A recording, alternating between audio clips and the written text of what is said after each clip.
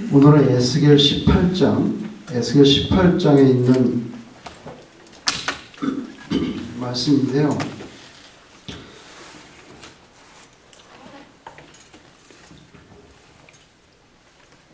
오늘 말씀의 주제는 뭐냐면 하나님 불공평하다는 겁니다.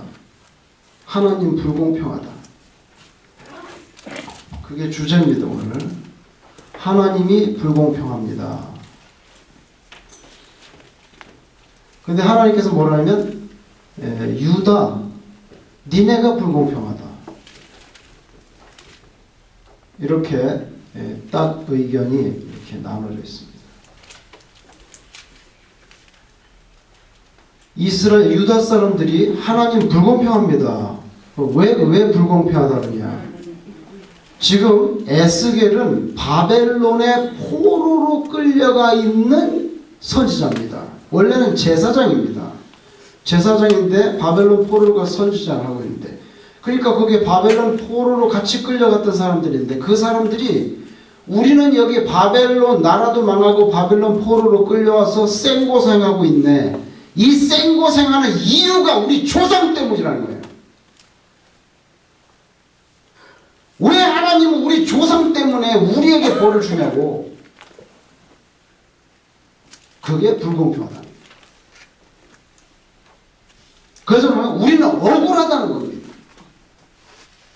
우리 조상들이 죄를 짓고 벌은 우리가 받습니까? 결론적으로 말하면 하나님은 뭐냐면 그런 소리 하지 마. 벌은 각자 죄 때문에 받는 거지.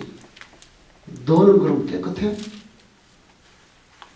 그래서 네가 불공평하다. 왜 조상한테 죄를 미루느냐. 그래서 이따가 우리가 말씀을 직접 읽어보면 알겠지만 오늘 내용은 결론적으로 제가 여기다 그림으로 그려놨는데 이겁니다. 여기 부모가 있고 여기 자녀들이 이제 뭐 태어나죠. 여기도 부모가 있고 자녀들이 있는데 지금 바벨론의 포로로 끌려가 있는 사람들은 어떻게 생각하냐면 이게 문제라는 거예요. 이거 우리 아버지 어머니 우리 아버지 엄마가 문제가 돼가지고 아버지 엄마가 죄를 져가지고는 벌을 받는데 이 벌 받는 통에 들어가는데 우리가 줄줄이 다 따라서 같이 들어갔다는 거예요. 이렇게 같이 들어갔다는 거예요. 말하자면 이게 유다 백성들의 불평입니다. 왜 하나님 우리를 그렇게 취급하냐고요.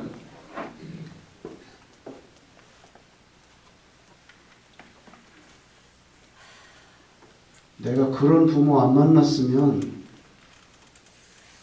내 인생이 달라지지 않았겠어요?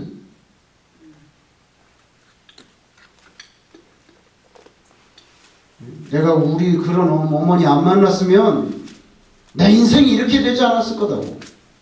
주장입니다. 또 다른 주장입니다. 먼저 하나님입니다. 하나님. 그 뭡니까? 그런 소리 하지 마라. 사람마다 전부 다 죄를 지면 각자 죄에 따라서 형벌을 받는 거지. 너 이렇게 생각하는 거 이거 잘못된 생각이다. 이거 잘못된 생각이다. 그래서 유다 백성들은 자기가 지금 형벌 이게 뭡니까? 지금 본문에서는 바벨론 포로죠. 말도 안 통하고 권리도 없고 뭐 먹고 살기도 너무 힘들고 말이 통하나 문화가 통하나. 말하자면 우리가 여기 와서 처음에 신분이 없을 때 뭐 불체자가 된다든지 그 마음고생하는 거 그런 식으로 우리가 이렇게 됐다. 근데 뭐 누구 때문이에요? 부모 잘못 만나가지고 그렇게 됐다는 거예요. 부모가 우상숭배해가지고 우리가 이렇게 여기 바벨론에 끌어와서 쌩고생하고 있다는 거죠. 숙명적인 난 책임 없어요. 내 부모를 그런 사람 만나서 그렇지 나는 책임 없어요. 무책임. 그런데 숙명적인 무책임주의. 이렇게 생각하는 거예요. 하나님께서는 no! 아니다. 각자 책임져. 각자 책임져. 부모 잘못 만나고 뭐 조상 잘못 만나고 그래가지고 이렇게 됐냐? 여러분 요새는요 점점 이렇게 되고 있어요. 사람들이 이렇게 생각합니다. 근데 이렇게 사람들이 생각하게 된 것에 큰 공헌을 하는 게 어디냐면 의학입니다. 의학. 뭔지 뭔지 아세요? 유전이라는 거예요. 나이 부모 잘못 만나가지고 당뇨병인데 이거 우리 부모님부터 있어요. 유전. 요새는요, 뭐 앞으로 또 세상이 바뀌면 어떻게 될지 모르지만 의학계는 간단해. 딱 두 가지야. 사람이 왜 병에 걸리냐? 왜 병에 걸리냐? 1번 유전, 2번 뭡니까? 전염. 두 가지라는 거예요. 말하자면 두 가지라는 거예요. 하나는 내가 태어날 때부터 DNA를 그렇게 받아 태어났고, 또 하나는 하여튼 뭐 전염에 걸리든 내가 뭘 잘못 먹었건 간에 하여튼 밖에서 들어온다는 두 가지. 그리고서는 이걸 갖다가 굉장히 연구를 많이 해서 의학적인 지식이 굉장히 누적이 되고 굉장히 강화됐어요. 그러다 보니까 결국에는 이런 문화적인 현상이 신앙적인 부분에도 들어옵니다. 들어옵니다. 지금 의학계에서 뭐라고 말하는 줄 아세요? 왜 어떤 사람은 비만해지냐는 거예요. 그게 내 책임이야? 누구 책임이야? 부모 책임이라는 거예요. 왜? 먹으면 그렇게 살이 찌는 인자가 있다는 거예요. 그거 의학계에서 지금 주장하고 있다고요. 주장하고 있어요. 내가 이런 무슨 뭐 혈압이라든지 당뇨라든지, 죄송합니다, 이 얘기해서. 잘 보세요. 심각한 얘기를 하려고 해요. 이게 뭡니까? 예? 뭡니까? 시질. 반 이상이 유전이에요. 유전입니다. 이게 유전이에요. 유전 아닌 사람도 오래 앉아있고 그러면 되지만 이거 유전입니다. 이 부분에 대해서는 제가 잘 알고 있어요. 왜 잘 아는지는 여러분이 아실 겁니다. 네, 아실 겁니다.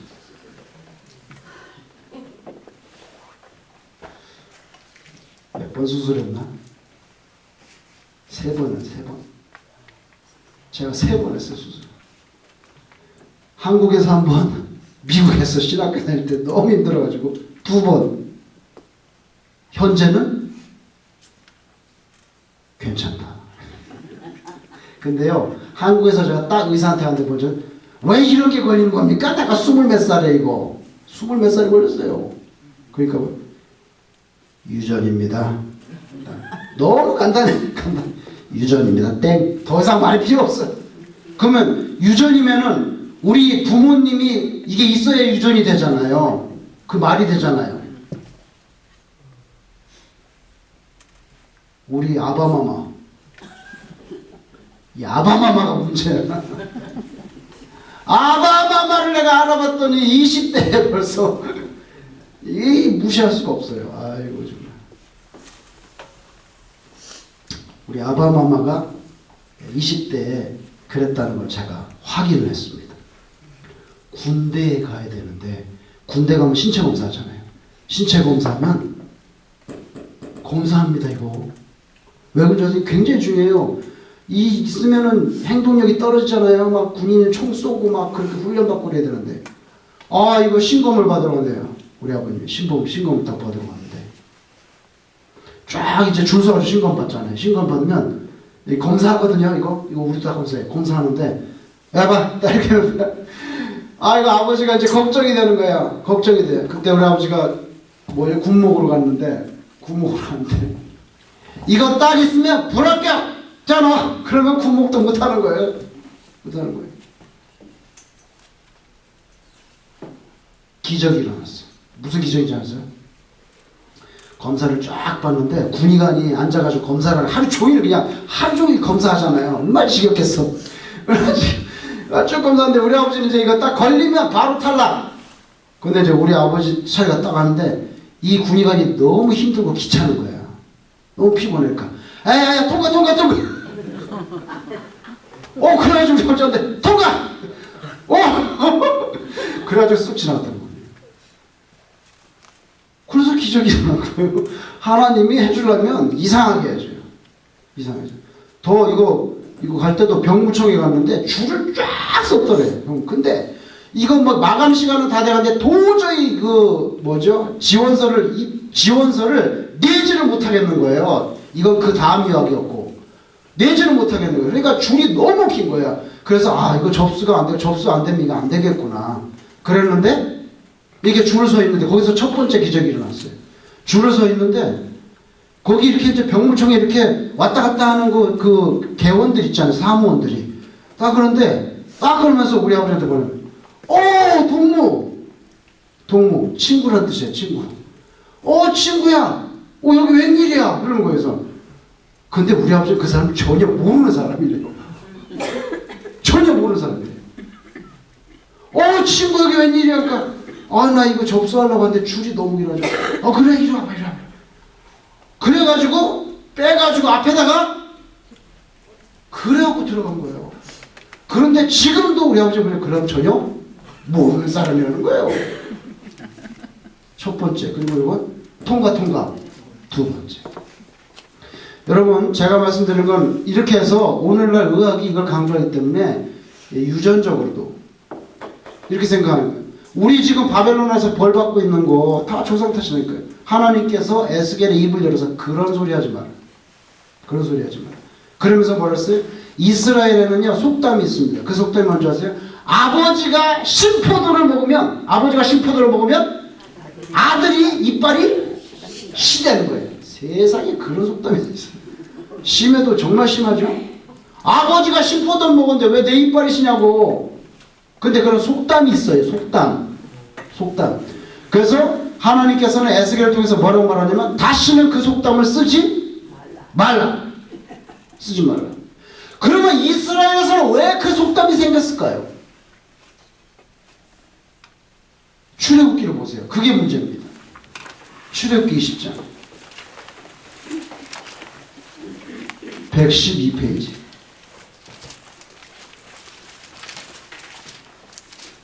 오늘 에스겔 18장의 모든 이 신학적인 논쟁은 출애굽기 20장에서 출발해요. 출애굽기 20장에 보면 십계명에 대한 말씀이 있습니다. 112페이지. 거기 출애굽기 20장 5절을 보세요. 5절 같이 읽겠습니다. 시작. 그것들에게 절하지 말며 그것들을 섬기지 말라. 나 내 하나님 여호와는 질투하는 하나님인즉 나를 미워하는 자의 죄를 갚되 아버지로부터 아들에게로 3, 4대까지 이르게 하거니와 나를 사랑하고 내 계명을 지킨 자에게는 몇 대까지? 1000대까지. 근데 이 5절이 문제예요. 나는 질투하는 하나님이기 때문에 우상 숭배하는 사람들은 나를 미워하는 자의 죄를 갚는데 아버지로부터 아들에게 3, 4대까지 이게 문제인 거예요. 여기에서 나온 속담이 뭐냐면 아비가 신포도를 먹었기 때문에 그 아들이 이빨이 시다는 거예요.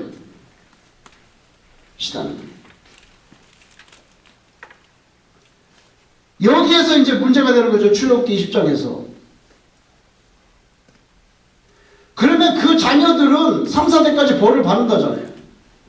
근데 하나님 성경에서는 어떻게 학적 해석을 하냐면 그 아들이든 딸이든 간에 그 자녀들이 부모가 하나님 앞에 우상숭배하거나 하여튼 부모가 죄를 지면은 부모의 그 죄를 보고 계속 따라서 짓는 거예요. 자녀들도 계속 따라서 지면 당연히 3, 4대까지 벌을 받지. 그러나 부모가 그런 죄를 져도 자녀들이 나는 하나님께 대해서 그러지 않겠다고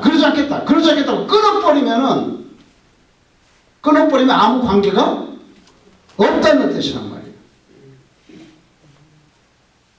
근데 사실은 여러분 만약에 저희 집안이 불교 집안이었어요. 그래가지고 맨날 하면은 맨날 가서 불공 드리면 애를 데리고 가서 불공 드리면 그 아이가 기독교인이 되기가 쉽겠어요? 불교인이 되기가 쉽겠어요? 불교인이 되기가 쉬운 거예요. 그런 문맥이에요. 그런데 아버지는 부처한테 가서 빌어도 나는 안 한다. 그러면 끝나는 거예요. 그런데 사실은 아버지 따라서 하기가 좀 쉽잖아요. 우상숭배에 대해서 1000대까지는 복을 베풀고 3, 4대까지 벌을 준다고 해서 그런 문맥에서 하나님께서 말씀을 하신 건데, 그걸 갖다가 아비가 신포도를 먹기도 내 이빨이시다 그래서 모든 면에 그걸 어플라이 하려니까 하나님께서 NO! 그거 잘못된 거다. 왜 그런 소리 하느냐. 그러면서 이 사람들 뭔지 아세요? 자기의 죄에 대한 책임을 회피합니다. 이건 숙명이라는 거예요. 우리 부모가 우상숭배해가지고 나까지 이렇게 됐다는 거죠. 숙명적인 무책임주의로 빠지면서 나는 문제가 없는데 우리 조상 잘못만 놔주게 됐다는 거예요. 그런데 하나님께서 그런 소리 하지 마. 네가 우상숭배 안 했어? 네가 했잖아. 네가 했잖아. 그래서 개별 책임론, 형벌을 받는데 이렇게 한꺼번에 감자나 고구마 따라 들어가시 이렇게 따라 들어가는 게 아니라 각각 들어가는 거예요. 개별. 오늘 하나님께서 에스겔 선지자를 통해서 말해주는 그거는 왜 이런 문제가 생겼냐면, 지금 에스겔이라는 선지자와 같이 있는 사람들이 어디 있어요? 바벨론에서 살고 있는데, 가만히 생각해 보니까 이건 우리 조상 잘못 만나가지고 내가 형벌을 받아서 이렇게 남의 나라에 아주 말도 안 통하고 문화도 안 통하는 데서 생고생하고 벌 받고 있다 하니까 이 말이 나온 거예요. 근데 하나님께서는 에스겔을 통해서 그런 소리 하지 마라. 그런 소리 하지 마라. 각자 책임지는 거다. 각자 책임지는 거다. 그래서 우리 너무 억울합니다. 하나님 너무 억울합니다. 그랬더니 네가 불공평해. 어디 가서 조상한테다가 책임을 미루려고 그러느냐. 책임을. 그래서 신포도는 바벨론의 포로가 된 유대인들은 아버지가 저지른 죄값이 아들에게까지 미친다고 주장하며 하나님의 심판을 불평합니다. 근데 이 속담은 아비가 지은 죄를 아들도 똑같이 지으면서 회개하지 않는 경우에는 그러면 심판받는 거예요. 그죠? 자, 예레미야를 보세요. 뭐라고 말합니까? 예레미야 31장 29절 1102페이지 1102페이지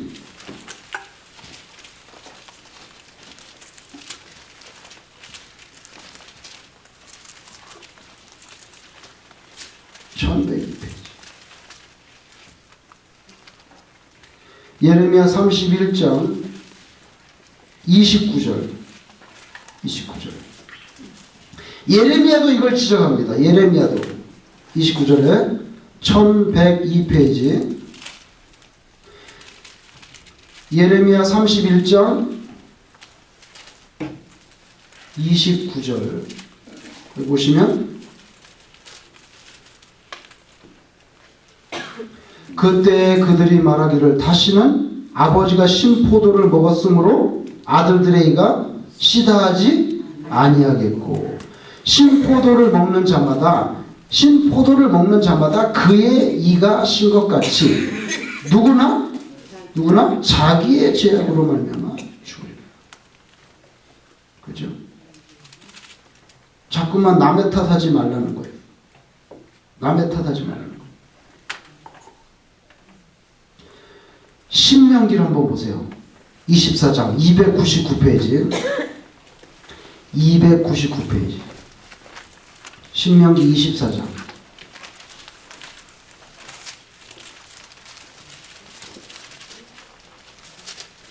16절 299페이지 신명기 24장 16절 아버지는 그 자식들로 말미암아 죽임을 당하지 않을 것이요 자식들은 그 아버지로 말미암아 죽임을 당하지 않을 것이니 각 사람은 자기 죄로 말미암아 죽임을 당할 것이니 이렇게 되어 있습니다. 그러니까 남 핑계 좀 대지 말라는 거예요. 남 핑계 좀 대지 말라는 거예요. 창세기 3장 맨 앞에 창세기 3장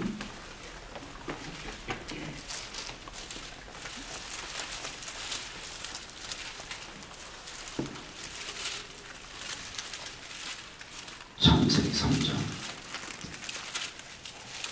12절 창세기 3장 12절 하나님께서 이제 아담에게 선악과 먹었냐 네가 그 나무 열매를 먹었냐니까 12절에 아담이 이르되 하나님이 주셔서 나와 함께 있게 하신 여자 그가 그 나무 열매를 내게 주므로 내가 먹었나이다. 누구 핑계를 댑니까 지금? 하와 핑계를 댑니다. 아니 하와가 줘도 난 안 먹어. 혼자 많이 드시오. 그러면 됐을 거를 자기가 먹어놓고는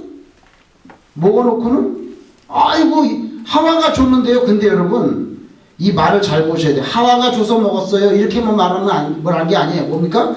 하나님이 주셔서 나와 함께 있게 하신 여자. 그러면 누구 책임입니까 이게?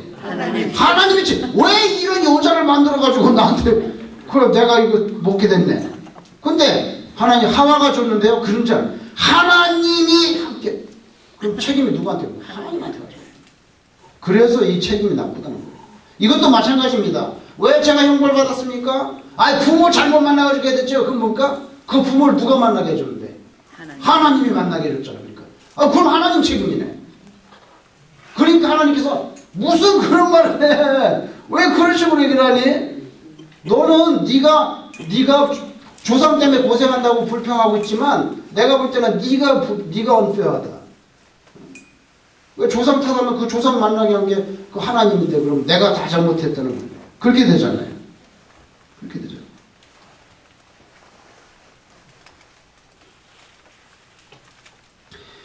다시 창세기 3장 12절 하나만 더 설명할게요.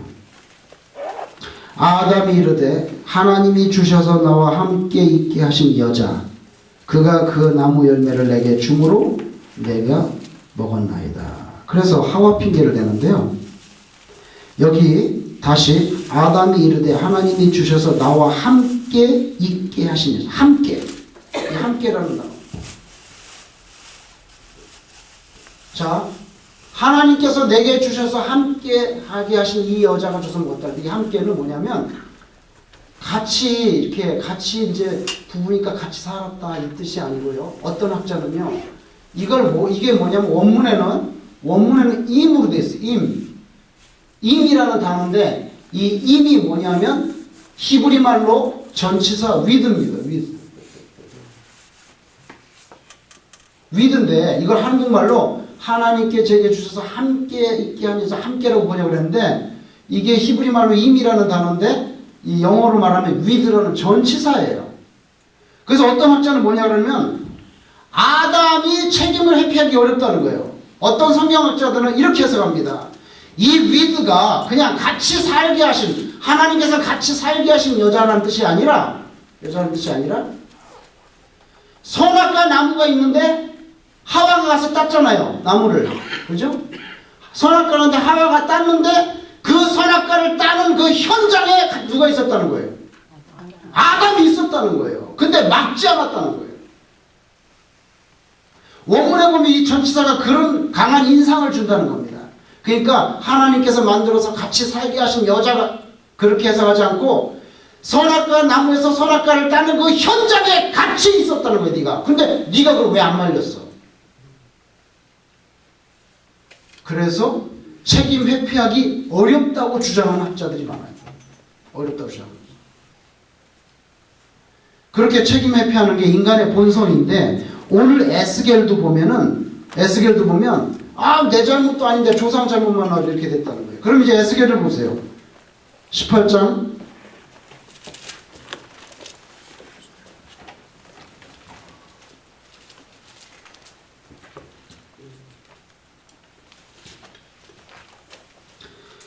에스겔 18장 1절 보세요. 1절 또 여호와의 말씀이 내게 임하여 이르시되 너희가 이스라엘 땅에 관한 속담에 이르기를 아버지가 신 포도를 먹었으므로 그의 아들의 이가 시다고 함은 어찌 됨이냐. 주 여호와의 말씀이니라. 내가 나의 삶을 두고 맹세하노니 너희가 이스라엘 가운데서 다시는 이 속담을 쓰지 못하게 되리라. 왜 자꾸 남의 책임을 운운하느냐? 왜 남의 책임을 운운하냐? 그래서 이 18장을 그 다음에 19절 보세요. 19절에 자 18장 19절에 그런데 너희는 이르기를 아들이 어찌 아버지의 죄를 담당하지 아니하겠느냐 하는도다. 아들이 정의와 공의를 행하며 내 모든 율례를 지켜 행하였으면 그는 반드시 어때요? 살려니와. 왜 자꾸 조상 핑계대냐고요. 아버지가 불교를 섬겼어도 아들은 아우 나는 저거 돌덩어리한테 자꾸 저러는데 싫어. 그렇게 했으면은 아무 문제가 없다는 거예요. 그는 반드시 살려니와 범죄하는 20절 범죄하는 그 영혼 죽을지라 아들은 아버지의 죄악을 담당하지 아니할 것이요 아버지는 아들의 죄악을 담당하지 아니하리니 의인의 공의도 자기에게로 돌아가고 악인의 악도 자기에게로 돌아가리라. 그러나 악인이 만일 그가 행한 모든 죄에서 돌이켜 떠나 내 모든 율례를 지키고 정의와 공의를 행하면 반드시 살고 죽지 아니하실 것이라. 그 범죄한 것이 하나도 기억함이 되지 아니하리라. 그가 행한 공의로 살리라. 주 여호와의 말씀이니라. 내가 어찌 악인이 죽는 것을 조금인들 어때요? 기뻐하랴. 악인이 죽는 것도 기뻐하지 않는데 조상이 잘못했다고 자식까지 다 죽이겠느냐? 아니라는 거예요. 그러니까 아버지가 심포도 먹었기 때문에 아들의 이가 시다는 그거 속담 다시 쓰지 마라. 그가 돌이켜 그 길에서 떠나 사는 것을 어찌 기뻐하지 않겠느냐. 만일 의인이 반대로 의인이 돌이켜 그 공의에서 떠나 범죄하고 악인이 행하는 모든 가증한 일대로 행하면 살겠느냐? 그가 행한 공의로운 일은 하나도 기억하면 되지 아니하리니 그가 범한 그 허물과 그 지은 죄로 죽으리라. 25절 그런데 너희는 이르기를 주의 길이 공평하지 아니하다 하는도다. 주의 길이 공평하지 아니하다 하는도다. 이스라엘 족속아 들을지어다. 내 길이 어찌 공평하지 아니하냐? 너희 길이 공평하지 아니한 것이 아니냐? 만일 의인이 그 공의를 떠나 죄악을 행하고 그로 말미암아 죽으면 그 행한 죄악으로 말미암아 죽는 것이지 조상 때문에 자꾸 죽는다 하지 마라. 27절 만일 의인이 그 행한 악을 떠나 정의와 공의를 행하면 만일 악인이 그 행한 악을 떠나 정의와 공의를 행하면 그 영혼을 어떻게 돼요? 보전하리라. 그가 스스로 헤아리고 그 행한 모든 죄악에서 돌이켜 떠났으니 반드시 살고 죽지 아니하리라. 이 말씀 뭡니까? 28절. 자 보세요. 그가 스스로 헤아리고 그 행한 모든 죄악에서 돌이켜 떠났으니 반드시 살고 죽지 아니하리라. 이게 무슨 말씀입니까? 지금 바벨론에서 살고 있는 너희들은 우상 숭배하지 않으면 너희들은 죽지 않는다. 조상 때문에 너희들 죽는다고 자꾸 그렇게 말하지 마라.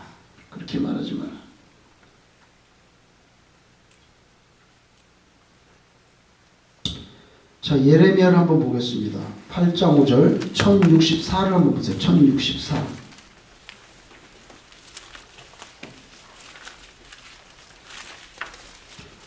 예레미야 8장 5절 1064.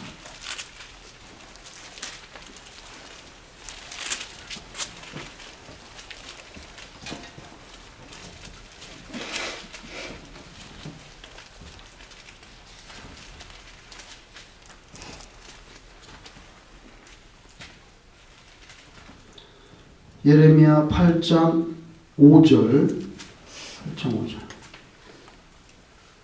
같이 읽겠습니다. 시작.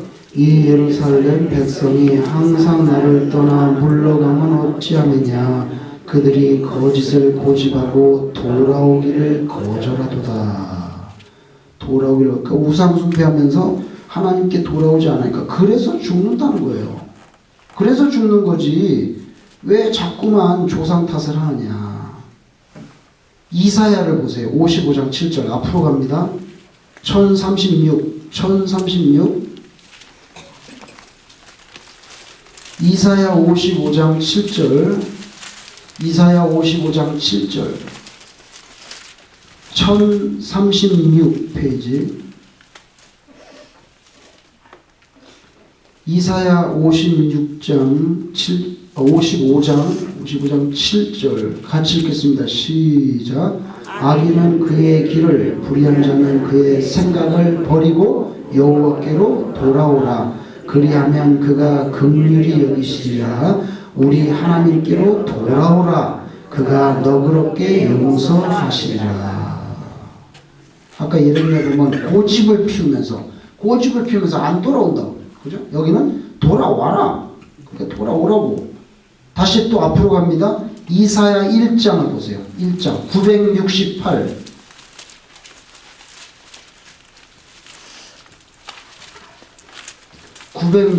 이사야 1장 18절.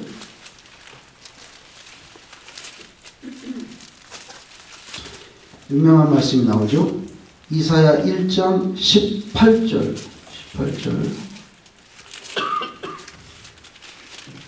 968페이지 같이 읽겠습니다. 시작. 여호와께서 말씀하시되 오라 우리가 서로 변론하자. 너희의 죄가 주홍 같을지라도 눈과 같이 희어질 것이요 진홍같이 붉을지라도 양털같이 희게 되리라. 이 말씀들이 주는 교훈은 뭐냐면요, 하나님의 마음이 오픈되어 있다는 거예요. 오픈된 마음입니다. 그러니까 돌아오면 오케이. 근데 아까 예레미야는 고집 피우면서 돌아오기를 거절한다. 그게 문제가 되는 거죠. 그래서 하나님께서는 이사야 예레미야 말씀을 보면은 마음이 오픈되어 있는 분이라는 것을 우리가 알게 됩니다. 마음이 오픈되어 있는 분이에요. 자, 그러면 구체적인 예를 하나 보겠습니다. 무슨 예를 보냐면요, 열왕기 하를 한번 보세요. 12장 17절 583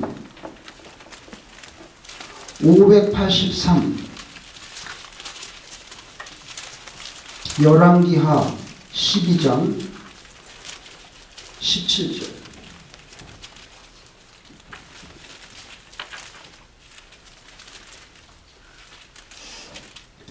(583페이지)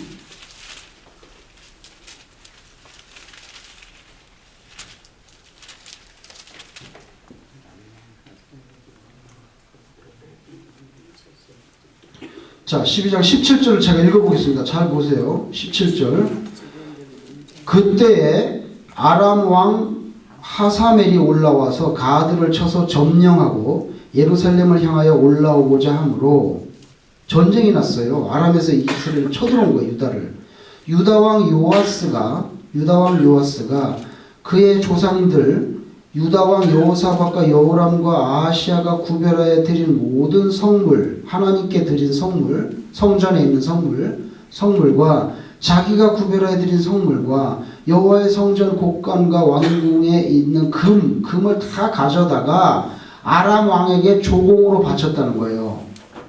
아람 왕 하사엘에게 보내었더니 하사엘이 예루살렘에서 떠나갔더라. 전쟁이 났는데 지니까 종국이야 온갖 금은 다 긁어서 갖다 바친 것 같아요. 그러니까 떠나갔다는 거예요. 19절.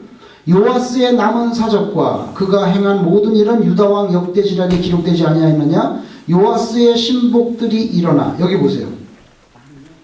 요아스의 신복들이, 아까 이 요아스는 금 다 긁어다가 아람 왕에게 갖다 바친 사람인데, 요아스의 신복들이 일어나 반역을 일으킵니다.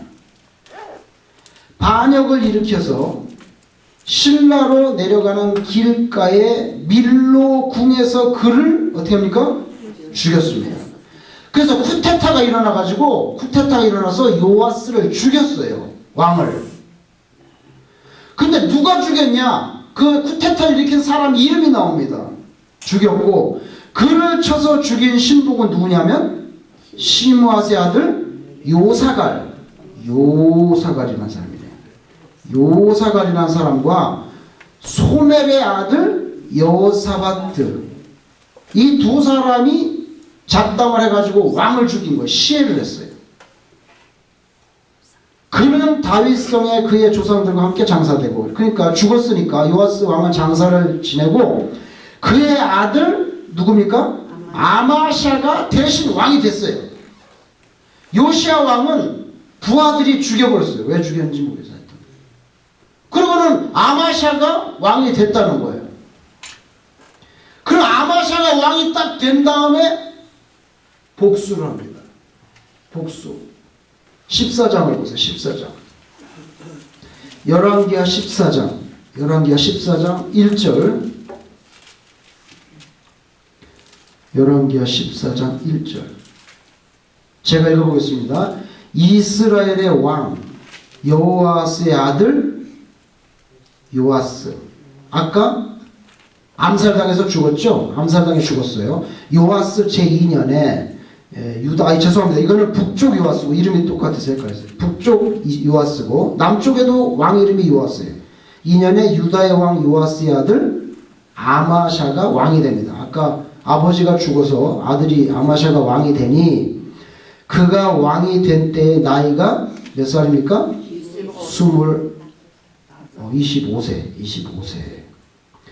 25세인데 예루살렘에서 29년간 다스리니라. 그의 어머니의 이름은 여호아단이요.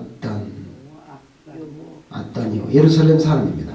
자, 아마샤가 여호와 보시기에 정직히 행하였으나 그의 조상 다윗과는 같지 아니하였으며 다윗만큼은 아니라는 거예요. 다윗만큼은 아니었어. 그렇게 훌륭하진 않았어요. 그의 아버지 요아스가 행한 대로 다 행하였어도 오직 산당들을 제거하지 아니하였으므로. 이 구약 성경을 읽어보면요, 이 산당이 항상 문제가 됩니다. 그래서 그 왕을 평가하는데 꼭 죽을 때가 되면 뭘 건드리냐면 산당이라는 걸 말을 해요. 죽을 때가 되면 뭐 이렇게 했는데 산당은 패했느냐 안 패했느냐 이게 꼭 나옵니다. 다른 건 다 잘했는데 다윗에 미치지 못하고 아버지 요아스를 따라서 잘했지만 산당은 이렇게 나와요. 산당은 꼭 산당이 나와요. 산당은 패하지 않았다. 산당을 패했다, 패하지 않았다에 따라서 평가가 달라져요. 그 산당이 도대체 뭔데 이렇게 중요하냐 이거예요. 그 산당은 산 꼭대기에 있는 신전입니다. 산 꼭대기는 로컬 신전들이에요. 로컬 신전들. 뭐 관악산, 도봉산, 계룡산, 그 산 꼭대기에 그 설악산에 나오는 것 같은데 설악산에 거기 산 꼭대기에 로컬 신전들이 있는데 그걸 한국말로는 산당이라고 표현했다면 산당이라고 표현했는데 영어는 하이 플레이스 이렇게 돼 있어요. 영어에는 어떻게 되냐면 하이 플레이스 이걸 산당이라고 그랬어요. 산당. 하이 플레이스가 뭐예요? 산 꼭대기에 있는 신전을 말하는 겁니다. 그런데 이스라엘 땅의 산 꼭대기에 있는 신전에서는 누구를 숭배합니까? 하나님을 숭배하는 게 아닙니다. 거기서 누구를 숭배하는 줄 아세요? 바알을 숭배합니다. 바알을. 그건 원래 가나안 원주민 때부터 있었던 로컬 신전들이거든요.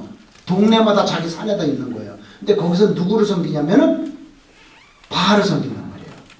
그러니까 이 산당을 없앴냐 안 없앴냐가 죽고 나면 그 사람은 뭐 이렇게 몇 년을 다스렸는데 뭐 다윗에 미치지 못하고 쭉 하면서 뭐 다른 거 다 잘했는데 산당은 패하지 아니하였더라. 이게 항상 뒷꼭지에 달라붙어 있는 거예요. 뭐 다른 건 다 잘했는데 그건 안 했어. 근데 그거 아는데 그게 하나님이 그걸 굉장히 중요하게 여겨요. 하나님은 그걸 부셔야 되는데 그걸 안 부셨단 말이죠.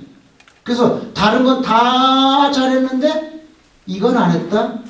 그래서 꼭 평가할 때 꼭지를 달아붙는 거예요. 그만큼 산당이 중요해요. 아마샤라는 사람은 다윗에는 미치지 못하지만 굉장히 정직하게, 정직한다는 건 뭐 뇌물을 안 받았던 뜻이 아니라 하나님 앞에 이렇게 신실하게 살았다는 표현이에요. 하나님 앞에 정직하게 살았는데 다윗에 미치지 못, 다윗만큼은 그러지는 않았고, 근데 아버지 그 요아스처럼 이렇게 하나님께 잘 살았는데, 근데 산당은 패하지 않았어. 그게 좀 아쉽지. 이런 말입니다. 이런 말입니다. 그러면서 보세요. 거기 보시면은 4절. 오직 산당, 다른 건 다 잘한 것 같은데 산당들을 제거하지 아니하였으므로, 그 다음 보세요. 백성이 여전히 산당에서 제사를 드리며 분향하였다. 근데 이게 하나님을 분향한 게 아니에요. 바알을 분향한 거예요. 문제가 됩니다. 여러분, 그러면 지금 만약에 이명박 대통령께서 장로님이었는데 이명박 대통령이 대통령할 때 대한민국에 있는 당군 신전 다 부셔버려라. 부셔버리고 이병무장을 좀 말해 거기다 다 교회를 세워라. 대통령 되기 전에 잠실 체육관에서 그랬잖아요. 제가 서울을 하나님께 어떻게 한다고요? 바칩니다. 그래서 하나님이 야 말이라도 속이 시원하다. 네가 대통령이야. 그러고 대통령 된 거예요. 말이라도. 근데 서울에 있는 불교신다지 불교신다지고 저런 사람이 다 있어. 근데 그거 눈치 보면 안 돼. 그 눈치 보면 하나님이 대통령 안 시켜줬을지 몰라요. 근데 내가 서울을 하나님께 드리겠습니다. 그러니까 그냥 아유 말이라도 시원하다. 네 대통령이라. 대통령 했는데 대한민국에 있는 단군 신전은 다 없애시오. 이렇게 했으면 하나님께서 제 생각에는 축복을 했을 거예요.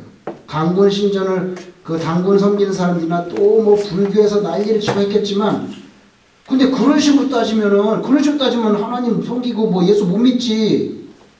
저는 그렇게 생각해요. 세상적인 법으로 보면 말 안 되지요. 서울을 어떻게 하나님한테 바칩니까? 근데 누가 셉니까? 백성이 셉니까? 하나님이 셉니까? 하나님이 세니까 하나님 편에 붙어야지. 근데 이게 그 말이에요. 단군 신전은 없애지 아니하였더라. 말하자면 그 말이죠.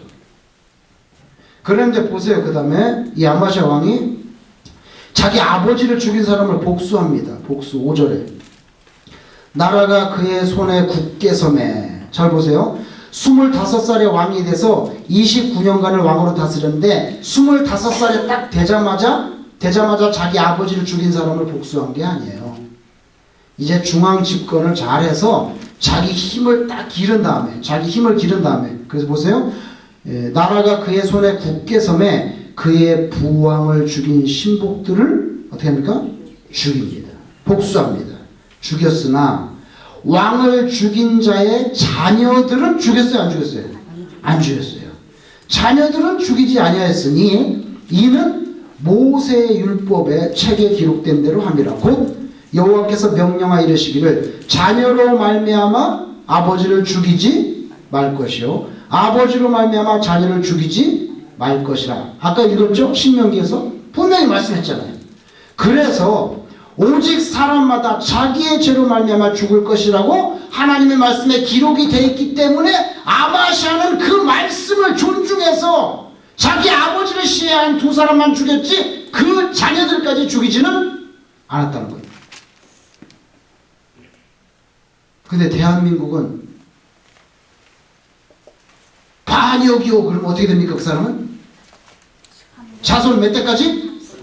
자손 몇 대까지? 3대까지. 3족을 메고 3대까지 메고 능지처참. 그래서 뭐를 말려? 뭐를 말려? 예. 빨래가 아니라 씨를. 그러니까 우리나라가 반역에서 3대까지 없애고 씨를 말리는 건 성경적이에요? 비성경적이에요? 비성경적이에요. 여기 아마시아 왕은 하나님의 말씀 때문에 안 죽였잖아요. 그 자리들을. 그래서 여기 오늘 본문에 아버지가 신포도 먹었으니까 아들도 이빨이 시다는 그런 말 하지 말라는 거예요. 왜 그런 말을 하냐는 거예요. 그리고 누가 그런 속담 쓰라 그래? 다시는 그 속담을 쓰지 마라. 이겁니다. 자, 여러분 오늘 이제 시간이 다 돼서 결론을 맺어야 되겠어요. 여기 보시면 구원의 문제도 마찬가지입니다. 형벌의 문제뿐만 아니라 구원의 문제, 하나님하고 인간이 있는데 인간이 하나님께 이제 구원을 받잖아요. 예수님의 십자가를 통해서 십자가 때문에 구원받는 거예요. 딴 거는 뭐 소용없어요. 다 예수님 피 때문에 우리는 사는 거예요. 지금. 그래, 십자가 때문에 구원을 받는데 하나님께 인간이 구원받는 것은 그 한 사람이 나는 예수님이 죽으시고 부활하신 게 나하고 관계가 있다고 믿습니다. 나의 죄 때문에 대신 죽으셨습니다. 모든 구원받는 사람은 하나님 앞에서 단독자로 서는 것입니다. 하나님 아버지, 저는 솔직히 뭐 2000년 전에 나사렛에 무슨 예수라고 하는 목수가 있었다는데 골고다에서 뭐 나중에 죽었다는데 제가 사실 잘 믿지는 못하겠습니다. 근데 이거는 기억해 주세요. 우리 아버님이 굉장히 신실한 장로입니다. 그럼 이 사람이 구원을 받아요? 안 받아요? 안 받는 게 아니라 못 받아요? 못 받아요. 그거 소용없다는 거예요. 소용없다는 거예요. 교인들 중에 가끔씩 그런 거 있죠. 옛날에도 보면 자기 와이프가 새벽 기도하고 자기 새벽 기도를 안 가요. 근데 어느 날 와이프가 새벽 기도를 안 가는 거야. 그러니까 당신 새벽 기도 안 가? 아, 나 오늘 좀 그래서 가야지. 안 가. 자기는 안 가도 와이프가 안 가면 자기가 마음이 불안한 거예요. 불안불안. 가야 될 텐데 당신이라도 가야 돼. 불안한 거예요. 자기 불안한 거예요. 아니 자기가 자기 기도를 해야지 왜 자꾸만 와이프를 찔러. 자기가 자기 기도를 해야지.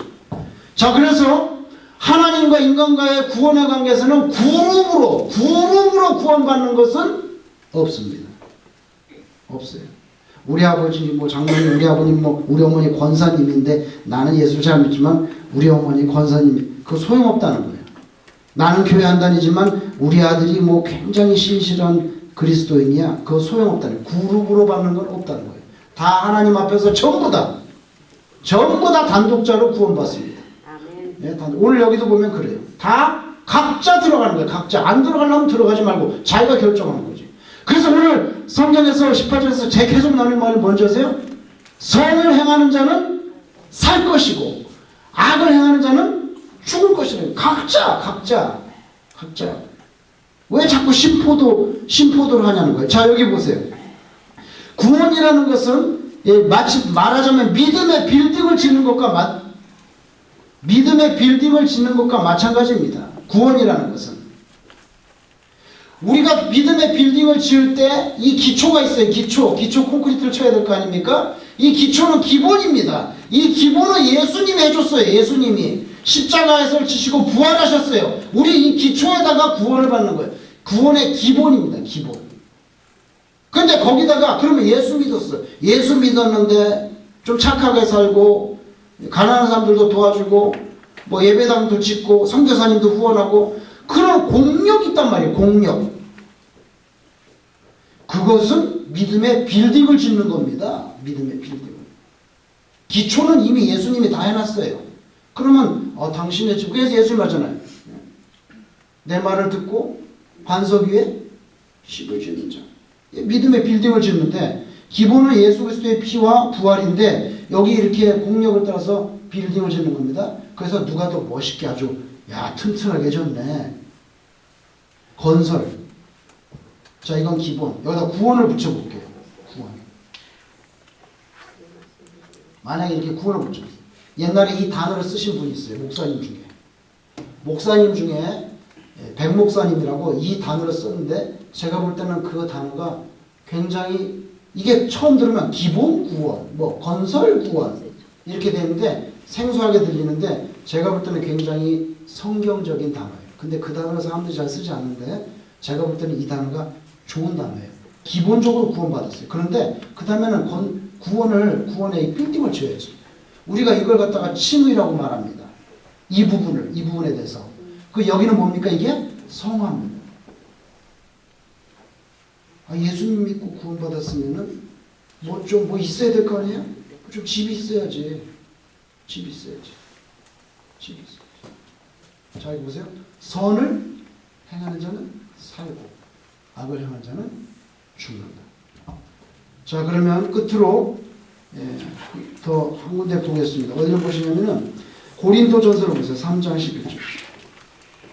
266페이지. 신약성경 266페이지.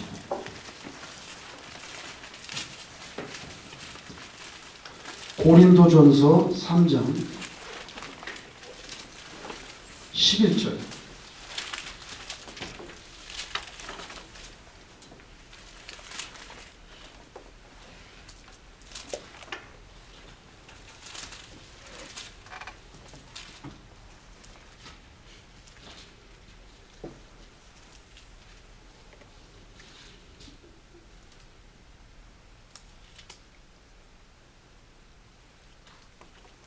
고린도전서 3장 11절 제가 한번 읽어보겠습니다. 거기에 이 닦아둔 것 외에, 즉 예수님의 십자가 사건과 부활입니다. 이 닦아둔 것 외에 능히 다른 터를 닦아둘 자가 없으니 이 터는 뭐예요? 곧 예수 그리스도라. 이게 우리 구원의 기본 터라는 거죠. 예수 그리스도라.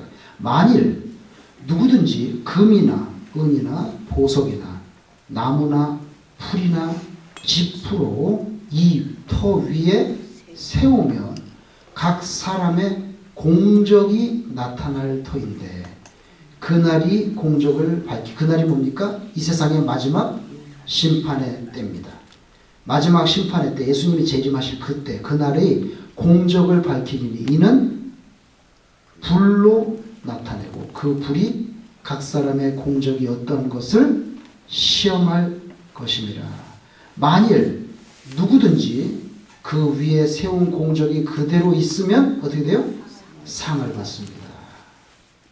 자, 믿음의 빌딩을 짓는데 금, 은 이런 거 이렇게 좋게 지어야지. 믿음의 빌딩을 짓는다면서 지푸라기로 지어가지고 하나님의 불의 심판을 하니까 다 타버리고 안 타는 건 뭐예요? 금, 은 이런 건 안 없어지니까. 그런 공적이 남아있으면 하나님께로부터 뭘 받아요? 상을 받는다는 겁니다. 상을 받는다. 그래서 여러분은 지금 다 예수님을 구주로 믿고 구원받으신 분들입니다. 이제는 이런 터를 닦는 거는 예수님이 다 했어요. 기본 구원 말고 건설하는 거. 건설. 하나님의 나라에 투자하는 거. 믿음의 빌딩을 짓는데 그냥 다 쓰고 남는 거 찌끄러기 갖고 가지고 자꾸 하려고 하지 마세요. 그거 하나님 싫어해. 모독이라고 모독. 제가 만약에 여러분한테 우리 권사님한테 빵을 하나 주는데 무슨 빵이 있나? 고려당에서 이렇게 예쁜 케이크였다가 이렇게 고려당에서 예쁜 케이크를 사가지고 권사님 이거 드세요. 그럼 기분이 좋을 텐데 제가 그냥 어디 가서 그 식빵을 하나 사는데 먹다가 목 맥혀가지고 먹지도 못하는 거 그런 걸 먹다가 우리 권사님께 권사님 이거 남은데 좀 드실래요? 그러면은 권사님이 드시겠어요? 그거를? 안 드시잖아요. 사람도 안 먹는데 그걸. 그런 식으로 하나님께는 제일 좋은 거를 드려야죠. 다 쓰고 남는 시간, 다 쓰고 남는 재물, 다 쓰고 남는 무슨 정성 그거 안 되죠. 금과 은 같은 그런 것으로 하나님을 영화롭게 해야 된다. 자, 여러분 오늘 본문을 다 마쳤습니다. 그래서 우리 각자는 하나님 앞에서 개별적인 책임적인 존재로 살고 있다. 다른 사람 핑계하지 좀 마지막 하겠습니다. 질문 있으면 하시고 없으면 마치겠습니다.